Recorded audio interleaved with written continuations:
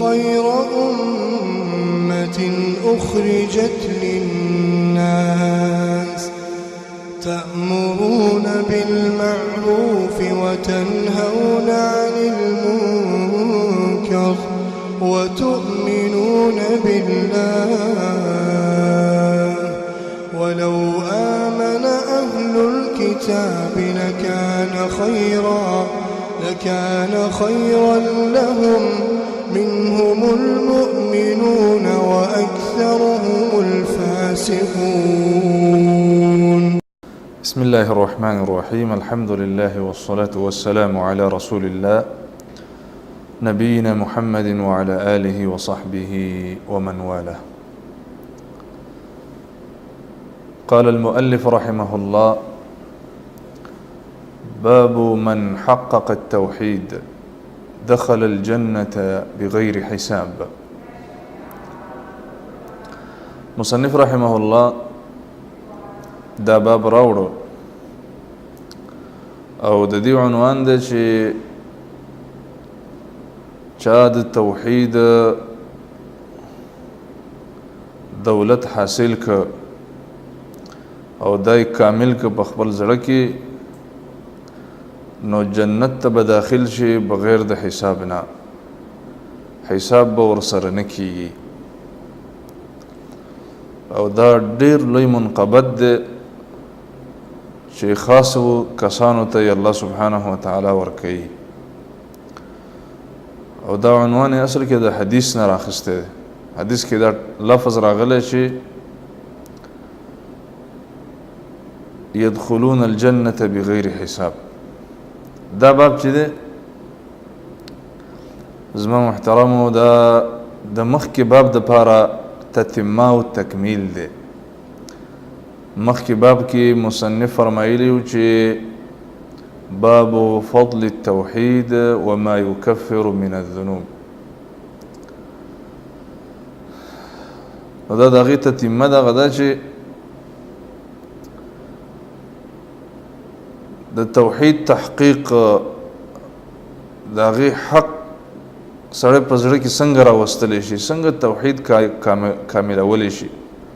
هغه په دې باندې کاملیږي چې د شرک اکبر او د شرک اصغر نه او همدارنګه د بدعاتو نه، اعتقادي بدعتونه یو که عملي بدعاتي او د ګناهونو نه دې نه سړی ځان وساتي. شرک اکبر چې سړی د ملت نه خارجوي او شرک اصغر چې ګناه کبیره ده، ډیره خطرناکه ګناه ده، او همدارنګه بدعات دا هم ډیره لویه ګناه ده.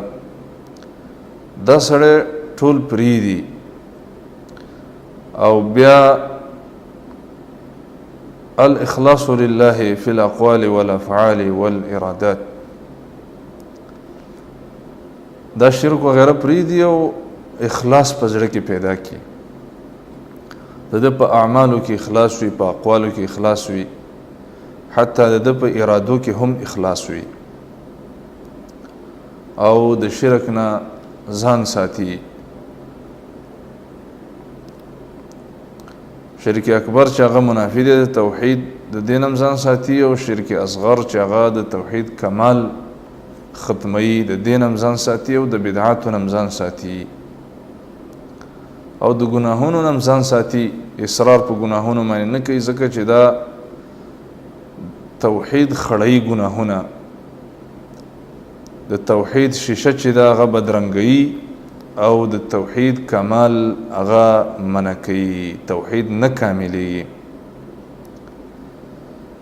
نو ګویا معنا دا شوه چې هغه څوک چې خپل زړه د ایمان او د توحید نه ډکي، شرک اکبر او شرک اصغر او گناهونه او بدعات او دا هر څه پرېږدي او د اعمال، اقوال، ارادات دا ټول د الله سبحانه وتعالی د رضا دپاره یي. نو فهذا الذي يدخل الجنة بغیر حساب. نو داسې مؤمن به جنت ته داخلیږي بغیر د حساب نه. دا ډېر لوی منقبت دی چې بغیر د حسابه یو انسان جنت ته داخل شي. او خاص یو بل تعبیر دا دی چې توحید هغه وخت کې د انسان په زړه کې کامل وي چې دا د الله دپاره په ده کې عاجزي وي او د ده قوي توکل وي په خپل الله باندې. د ده زړه چې دی مخلوق طرف ته نه متوجه کېږي او دا د مخلوق نه هیڅ نه غواړي، بلکې د ده په خپل زړه کې په خپل الله باندې اعتماد او توکل وي او د ده ټول اعمال ظاهره باطنه، ظاهري اعمال او باطني اعمال او اقوال او افعال او د ده محبت او د ده بغض وایي دا ټول د الله دپاره وي. خالص سړی مؤمن وي او د رسول الله صلی الله علیه وسلم تابعدار وي. د الله د توحید نه زړه ډک کړی او د رسول الله د تابعدارۍ نه خپل اعمال هغه برخمن کړي، نو دا موحد دي. په دې کې به انسانان ډېر مختلف دي. ولکل درجات مما عملوا، مختلف، بعضی اوچت اعلی توحیدی دا غوی، بعضی مؤمنان داسې وي چې دا غوی متوسط درمیانه توحید وي، بعضی داسې وي چې هغه لږ کمزوری وي او على هذا القياس. او دا توحید داسې دی چې دا داسې په داو نه حاصلېږي، دا ډېر محنت غواړي، ډېره خواري غواړي، خپل خواهشات به پرېږدي، یو حلال کار به ته به محتاج یې خو د خپل احتیاج به ته مخلوق ته نه بیانې، دا ډېر زور غواړي. دا په تمني او په دعاګانو باندې او په محنت او جدوجهد باندې حاصلېږي. الله سبحانه وتعالی دې دا نعمت موږ ته حاصل کړي. نو دا توحید چې چا حاصل که نو حصلت له جميع الفضائل المشار إليها في الباب السابق. مخکې باب کې چې کوم مصنف رحمه الله کوم فضیلتونه راوړي نو دا د داسې مؤمن دپاره حاصلېږي. هغه فضیلتونه هغه دا راوړي چې امن یې ذکر کړی، الامن والهدایة ودخول الجنه، امن به ورته الله ورکړي، هدایت به ورته وکړي، جنت ته به داخل کړي، د اور نه به وساتي، مغفرت به ورته وکړي.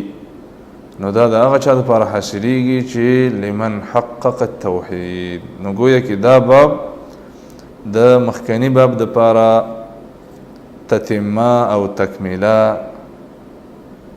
وه. نو مصنف فرمایي چې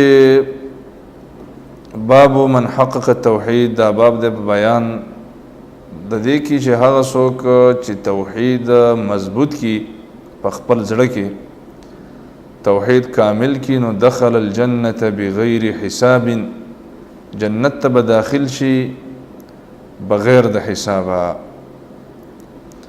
همدارنګه مصنف فرمایي چې و قول الله تعالی، او د الله سبحانه وتعالی په دې وینا باندې هم نظر واچه او فکر او سوچ پکې وکړه. د دې یو مثال و ذکر کوي چې دا رئیس الموحدین، امام الموحدین، دغه د مثال په طور باندې راوړي مصنف.